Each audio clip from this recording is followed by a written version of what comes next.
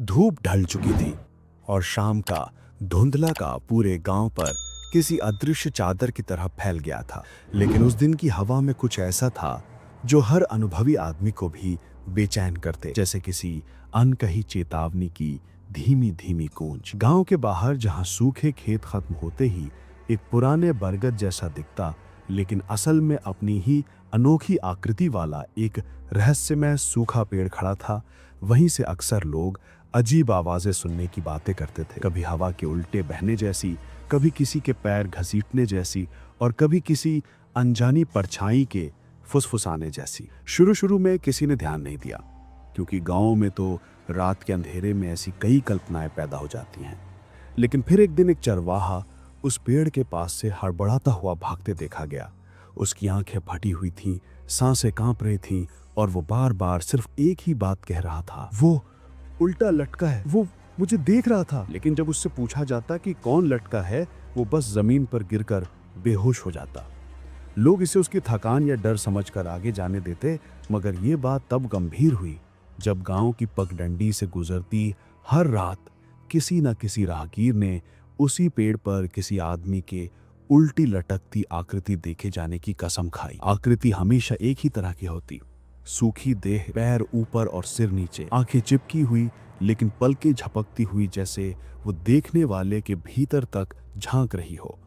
किसी ने पास जाने की हिम्मत नहीं की, लेकिन सब देखते यही थे कि वो आदमी किसी रस्सी से नहीं बल्कि हवा में तैरते हुए पेड़ की सूखी डाल से ऐसे चिपका था जैसे उसका शरीर उन शाखाओं का हिस्सा बन चुका हो। गांव वाले डरते थे, पर किसी ने खुलकर इस बारे में बात करने की हिम्मत नहीं की, क्योंकि इस पेड़ से एक और पुरानी कहानी जुड़ी थी। कहते हैं कि कई साल पहले इसी जगह एक आदमी रहस्यमय हालात में मरा था, जिसकी मौत को गांव वालों ने बुरी आत्मा का चिन्ह कहकर दफना दिया था। लेकिन उसके जाने के बाद भी उसके परिवार ने गवाही दी थी कि रातों में दरवाजे पर किसी के उल्टे खड़े होने की आवाजें आती थीं, जैसे किसी इंसान अपने हाथों पर नहीं बल्कि सिर पर खड़ा होकर चल रहा हो। धीरे धीरे पूरा गांव इस बात का आदी हो गया कि रात ढलते ही उस पेड़ की दिशा में न कोई जाता, न कोई देखने की गलती करता। मगर सौरभ, जो पिछले कुछ महीनों से शहर में नौकरी करके लौटा था, इन बातों को मात्र अंधविश्वास समझता। उसके लिए ये कहानियां ग्रामीण डर की उपज थी। लेकिन तभी एक रात जब वो किसी काम से देर हो गया और उसे उसी रास्ते से लौटना पड़ा, तो हवा में अचानक नमी और सन्नाटे का मिश्रण खुलने लगा। दूर कोई जानवर तक नहीं बोल रहा था। जैसे जैसे वो पेड़ के करीब आता गया, हवा ठंडी नहीं बल्कि बोझिल होती गई, ऐसी बोझिल की हवा में अदृश्य हाथ उसे रोकने की कोशिश कर रहे हों। सौरभ ने खुद को समझाया कि डर बेकार है, लेकिन फिर उसने देखा पेड़ की सबसे ऊंची सूखी डाल से कोई उल्टा लटका हुआ था। पहले उसे लगा कि कोई आदमी मजाक में लटका हुआ होगा, लेकिन वो शक अब डर में पतला जब उस आकृति ने धीरे धीरे अपना सिर घुमाया। सिर का घूमना सामान्य नहीं था, जैसे किसी जानवर की गर्दन बिना हड्डियों के घूम जाती हो। सबसे खतरनाक बात यह थी कि उसका चेहरा पूरी तरह सूखा, काला, झुर्रीदार, जैसे शरीर महीनों से धूप में लटका हुआ हो। लेकिन आंखें लाल थीं, ऐसी लाल कि अंधेरे में भी चमक रही थीं, और उस चमक में न नफरत थी न गुस्सा, बल्कि किसी भूखी चालाकी का भाव, जैसे वो आने वाले कदमों की आवाज सुन रहा हो और पहले से जानता हो कि अगला शिकार कौन है। सौरभ के कदम रुक चुके थे, शरीर पसीना पसीना हो चुका था। उसने पीछे मुड़ने की कोशिश की, लेकिन तभी हवा तेज हुई और वो उल्टा लटका आदमी धीरे धीरे झूलने लगा, हवा की दिशा के उलट, जैसे हवा दाएं बह रही हो और वो आकृति बाएं झूल रही हो।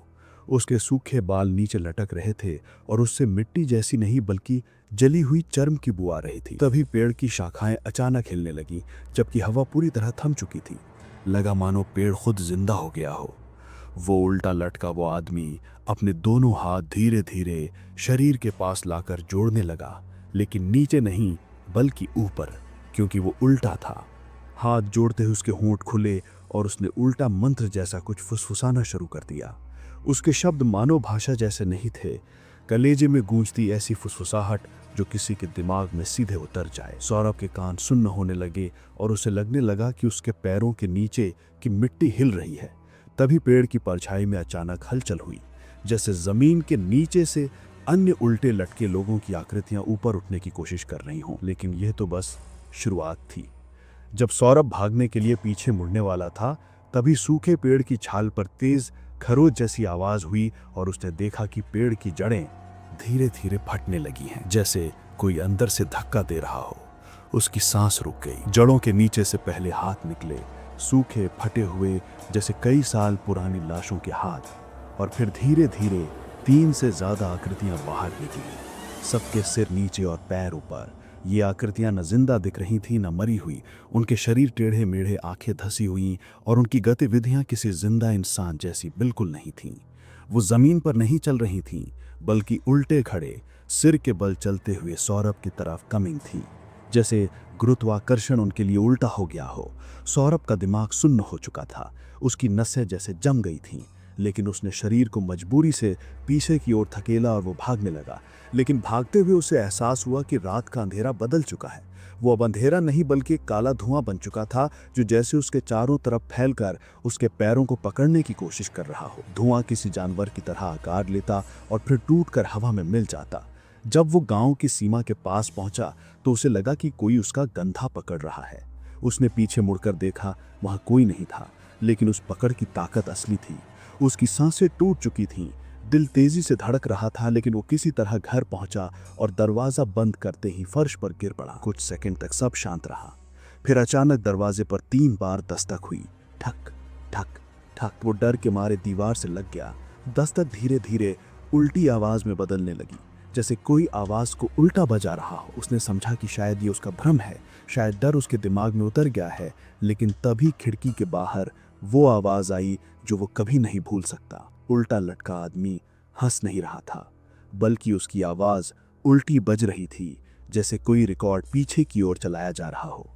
खिड़की के बाहर चांद की रोशनी में पेड़ की परछाई फिर से दिखी, लेकिन इस बार पेड़ उसके घर के पास कैसे आ सकता है? पेड़ तो दूर खेतों के पास था। लेकिन नहीं, परछाई बिल्कुल वैसी ही थी, और उसके सिर के नीचे झूलते शरीर की झलक वैसी ही थी। फिर वो परछाई धीरे धीरे दीवार पर चढ़ने लगी। दीवार पर चढ़ना कोई परछाई कैसे कर सकती है, लेकिन वो कर रही थी, जैसे कोई अदृश्य शरीर उसके पीछे हो। अगले ही पल खिड़की की सलाखें ठंडी हो गईं, जैसे किसी ने बाहर से उन्हें पकड़ रखा हो। वो खिड़की के पास गया ही नहीं, लेकिन उसे पता था वहां कोई है। उसने दूर से ही देखा कि एक लाल आंख खिड़की के छेद से उसे देख रही है, और वो आंख किसी जिंदा इंसान की नहीं, बल्कि उसी उल्टे लटके आदमी की थी। उसका सिर नीचे और आंखें ऊपर की ओर घूरती हुई। तभी दरवाजे पर अचानक तेज धमाका हुआ, जैसे कोई भारी चीज उल्टी दिशा में दरवाजे से टकराई हो। ऊपर से नीचे नहीं, नीचे से ऊपर। वो समझ गया कि ये वही हैं, वो प्राचे लोग जो पेड़ के नीचे से निकले थे, और शायद वो सभी जो सालों पहले इस उल्टी आत्मा का शिकार बने थे। उसकी सांसें रुकने लगी, कमरा ठंडा हो गया, और उसे लगा कि उसका शरीर हिल नहीं पा रहा है। उसकी आंखें धुंधली होने लगीं, और आखिरी बार जब उसने देखा तो वो उल्टा लटका आदमी कमरे की छत पर था, सीधे नहीं बल्कि उल्टा, जैसे गुरुत्व उसके लिए कभी बना ही ना हो। वो धीरे धीरे आगे सरकता हुआ नीचे उतरने लगा। उसकी लाल आंखें सीधे सौरभ की आंखों में घुस रही थीं। उसके चेहरे पर एक भयानक मुस्कान उभर रही थी, मुस्कान जो उल्टी दिशा में खींच रही थी, जैसे चेहरे की स्किन किसी और शक्ति से ऊपर से खींची जा रही हो। सौरभ की आवाज उसके गले में बंद हो गई थी। उसने हाथ उठाने की कोशिश की, लेकिन हाथ जैसे किसी अदृश्य रस्सी से बंध गया था। फिर वो आकृति उसके बिल्कुल पास आई, और उसने वही उल्टा मंत्र उसके कान में फूंका, वही जिसे उसने पेड़ के पास सुना था। अचानक सब शांत हो गया। सुबह जब दरवाजा खोला गया तो सौरभ कहीं नहीं था। सिर्फ कमरे की छत पर 3 गहरे निशान थे उल्टे पैर के। और उसी दिन से जब भी सांझ ढलती है, सूखे पेड़ पर अब एक नहीं 2 लोग उल्टे लटके दिखते हैं, और दूसरा धीरे धीरे हिलता है, जैसे अभी भी किसी को ढूंढ रहा हो, किसी ऐसे को जिसने उसकी आंखों में आंख डालकर देखा था। उस रात के बाद से ही मेरे घर के बाहर खड़ा सूखा पेड़ हर रात पहले से ज्यादा अजीब लगने लगा। हवा चलती थी तो बाकी पेड़ों की पत्तियां सरसराती थीं, लेकिन उस सूखे पेड़ की डाली बिल्कुल भी नहीं हिलती थी, जैसे वो हवा के लिए नहीं किसी और चीज के लिए जगा हुआ हो। और सबसे डर की बात, कभी कभी उसकी टेढ़ी टहनियों के बीच से ऐसा लगता जैसे कोई सांस ले रहा हो, धीमी, गहरी और बहुत भारी, जिसे पेड़ खुद जिंदा हो और किसी को अंदर छुपा कर रखा हो। एक रात मेरे कमरे की खिड़की अपने आप खुल गई। मैंने जाकर बंद करने की कोशिश की तो बाहर अंधेरे में वही पेड़ दिखा, लेकिन आज उसमें सिर्फ चांदनी नहीं, कोई हल्की सी लाल चमक भी थी, जैसे किसी की आंखें धीमे धीमे झपक रही हों। फिर अचानक उस पेड़ के ठीक नीचे मिट्टी हल्की सी फड़की, जैसे किसी ने भीतर से धक्का मारा हो। मैंने सांस रोक ली और तभी पेड़ की ऊपरी डाली से कुछ टपक कर नीचे गिरा, गाढ़ा, काला और बिल्कुल चुपचाप बहता हुआ। वो खून जैसा था, लेकिन उससे भी ज्यादा गाढ़ा, जैसे कई साल पुरानी सड़ी लाश से निकला हो। मैंने खिड़की पटक कर बंद की, लेकिन जिस पल मैंने मुड़कर कमरे में कदम रखा, तभी पीछे से एक धीमी सरसराहट सुनाई दी। खिड़की खुद ब खुद फिर खुल गई। मैं धीरे धीरे पलटा और देखा, खिड़की के बाहर कोई उल्टा लटका नहीं था, बल्कि उसकी जगह पेड़ की सबसे ऊपरी शाखा पर एक काला साया झूल रहा था, जैसे हवा में तैर रहा हो। और फिर उसने धीरे से अपना सिर नीचे किया। वही चेहरा, वही खाली आंखें, वही काली मुस्कान जो सिर्फ उल्टा लटकने पर ही बनती है। लेकिन आज उसकी मुस्कान ज्यादा चौड़ी थी, जैसे वो मुझे देखकर खुश हो गया। उसके होंठ बिना आवाज के हिले। तेरी बारी है। मेरा पूरा शरीर पत्थर की तरह जम गया। और तभी कमरे के बिल्कुल पीछे से, जहां पूरी अंधेरा था, एक और उल्टी सांस लेने की आवाज आई, जैसे दूसरा कोई वहां छत से चिपका हुआ हो, ठीक मेरे पीछे। और उसकी सांस मेरे गर्दन के पीछे की हवा में हल्की सी ठंडक छोड़ रही थी। मैंने हिम्मत करके मुड़ना चाहा, लेकिन तभी कमरे की लाइट्स बुझ गई और अंधेरे में सिर्फ एक आवाज गूंजी, पेड़ की सूखी डाली के टूटने जैसी। और लगा जैसे कोई भारी चीज धीरे धीरे छत से उतर रही हो। अंधेरे में जब वो भारी चीज छत से धीरे धीरे नीचे उतर रही थी, तो मुझे महसूस हो रहा था कि कमरे की हवा अचानक बहुत ठंडी हो गई है। इतनी ठंडी कि मेरी सांसें धुंध बनकर बाहर निकलने लगी। मैं हिल भी नहीं पा रहा था। तभी मेरे पीछे किसी उंगली ने मेरे कंधे को हल्का सा छुआ।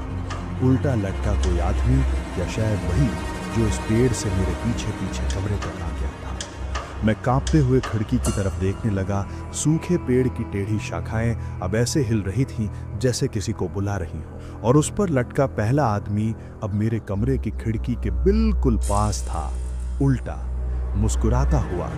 उसकी आंखों से काली परछाइयां हवा में धुआं बनकर फैल रही थीं। उसने अपनी लंबी उंगलियां कांच पर रखी और उसी पल कांच पर दरारें पड़ने लगी, बिल्कुल खुलते मुंह की तरह। मैंने पीछे से आने वाले दूसरे साए की ठंडी सांस महसूस की और तभी उसकी फुसफुसाहट मेरे कान के बिल्कुल पास आई। पेड़ किसी को छोड़ता नहीं, तूने देख लिया है, अब तो उसका है। खिड़की अचानक टूट गई।